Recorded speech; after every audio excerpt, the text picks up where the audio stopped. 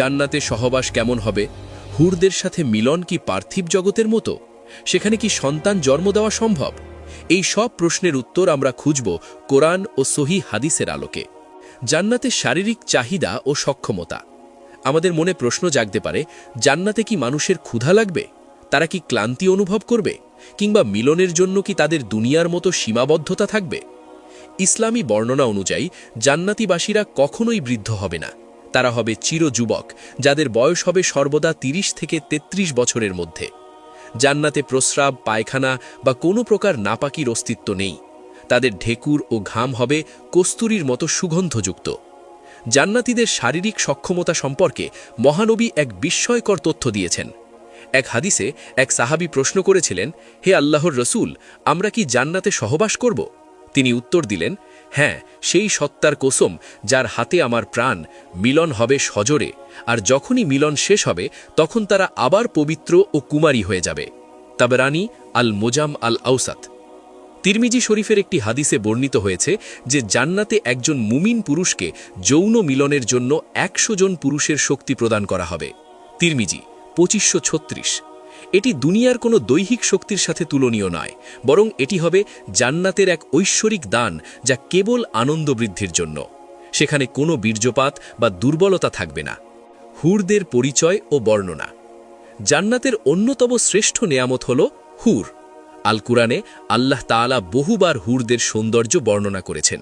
সূরা আর রহমান, সূরা আল ওয়াকিয়া এবং সূরা আন নাবায় হুরদের কথা বিশেষভাবে এসেছে। হুরদের রূপ কেমন? কোরআনের ভাষায় তারা হল হুরুন ইন, অর্থাৎ ডাগর চোখ বিশিষ্ট সুন্দরী। তাদের গায়ের চামড়া এতই স্বচ্ছ হবে যে হাড়ের মজ্জাও বাইরে থেকে দেখা যাবে। তারা হবে সুরক্ষিত মতির মতো। সূরা আল ওয়াকিয়া ২২ থেকে ২৩। হাদিসে এসেছে, যদি জান্নাতের কোনো একজন হুর দুনিয়ার দিকে উকি দিত, তাহলে আকাশ ও জমিনের মধ্যবর্তী সব কিছু আলোকিত হয়ে যেত এবং এর সুগন্ধে পৃথিবী ভরে যেত। এমনকি তাদের মাথার ওড়নাও এই গোটা পৃথিবী এবং এর ভেতরের সব সম্পদের চেয়ে দামি। সহিহ বুখারী। হুরদের আচরণ। তারা হবে অত্যন্ত লজ্জাবতী এবং কেবল তাদের স্বামীদের প্রতি অনুরাগী। আল্লাহ বলেন, তথায় থাকবে অনত নয়না রমণীগণ, যাদেরকে তাদের পূর্বে কোনো মানুষ বা জিন স্পর্শ করেনি। সূরা আর রহমান ৫৬। তারা জান্নাতীদের জন্য গান গাইবে এমন সুরে যা মানুষ আগে কখনো শোনেনি। তারা বলবে, আমরা চিরস্থায়ী, আমরা কখনো মরণশীল নই, আমরা চিরসুখী, আমরা কখনো দুঃখিত হই না। দুনিয়ার স্ত্রী বনাম হুর। অনেকের মনে প্রশ্ন জাগে, দুনিয়ার স্ত্রী যদি জান্নাতি হন, তবে হুরদের উপস্থিতিতে তার অবস্থান কি হবে? ইসলামী পণ্ডিতরা এবং হাদিস আমাদের এক অপূর্ব সংবাদ দেয়। হজরত উম্মে সালামা রাদিয়াল্লাহু আনহা রাসূল সাকে জিজ্ঞাসা করেছিলেন, হে আল্লাহর রাসূল, দুনিয়ার নারীরা কি হুরদের চেয়ে উত্তম?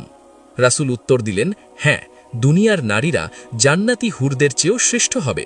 ঠিক যেমন কাপড়ের আবরণের চেয়ে তার ভেতরের জিনিসটি বেশি সুন্দর হয়।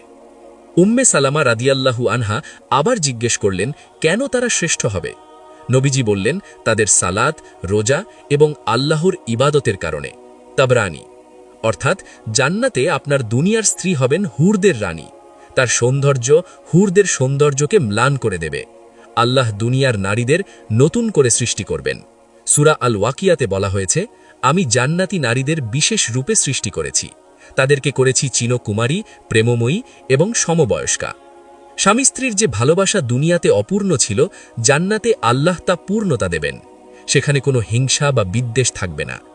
জান্নাতে সহবাস ও মিলনের স্বরূপ। জান্নাতে মিলন বা সহবাস কি কেবল সন্তান উৎপাদনের জন্য? উত্তর হল না। জান্নাতে সকল কাজ হবে কেবল আনন্দের জন্য। সেখানে ক্লান্তি নেই, বীর্যপাতজনিত নাপাকি নেই এবং মিলনের পর গোসলের কষ্ট নেই। ইমাম ইবনুল কাইয়্যিম রাহিম বলেন, জান্নাতে সহবাস হবে অত্যন্ত তৃপ্তিদায়ক। সেখানে একজন পুরুষ যতবার ইচ্ছা তার স্ত্রী বা হুরদের কাছে যেতে পারবে এবং প্রতিবার সে পূর্ণ আনন্দ অনুভব করবে। প্রত্যেকটি মিলনের পর নারী আবার কুমারিত্ব ফিরে পাবে, যা জান্নাতের একটি বিশেষ মোজেজা। জান্নাতে মানুষের কোনো শারীরিক রোগ থাকবে না। সেখানে মিলন হবে ভালোবাসার বহিঃপ্রকাশ। আল্লাহ মুমিনদের বলবেন, তোমরা যা কামনা করতে এখানে তার সব কিছুই আছে। জান্নাতের তাঁবুগুলো হবে এক একটি বিশাল মুক্তোর মতো, যার ভেতরে মুমিনরা তাদের পরিবারের সাথে একান্ত সময় কাটাবে। জান্নাতে সন্তান লাভ। জান্নাতে কি সন্তান হবে? এই প্রশ্নটি অনেক কৌতূহল সৃষ্টি করে। এর উত্তর একটি গুরুত্বপূর্ণ হাদিসে পাওয়া যায়। রাসূলুল্লাহ সাল্লাল্লাহু আলাইহি ওয়াসাল্লাম বলেছেন, জান্নাতে যদি কোনো মুমিন সন্তান কামনা করে তাহলে তার গর্ভধারণ, প্রসব এবং তার পূর্ণ বয়স ৩০ বছর অর্জন সবকিছু এক মুহূর্তের মধ্যে সম্পন্ন হয়ে যাবে। তিরমিজি ২৫৬৩, ইবনে মাজা ৪৩৩৮। তবে অনেক আলেম মনে করেন, জান্নাতে যেহেতু মানুষ বৃদ্ধ হবে না এবং মৃত্যু নেই, তাই সেখানে জনসংখ্যার অভাব হবে না। সন্তান লাভের বিষয়টি নির্ভর করবে বান্দার ইচ্ছার উপর। আল্লাহ জান্নাতে কোনো অপূর্ণ ইচ্ছা রাখবেন না।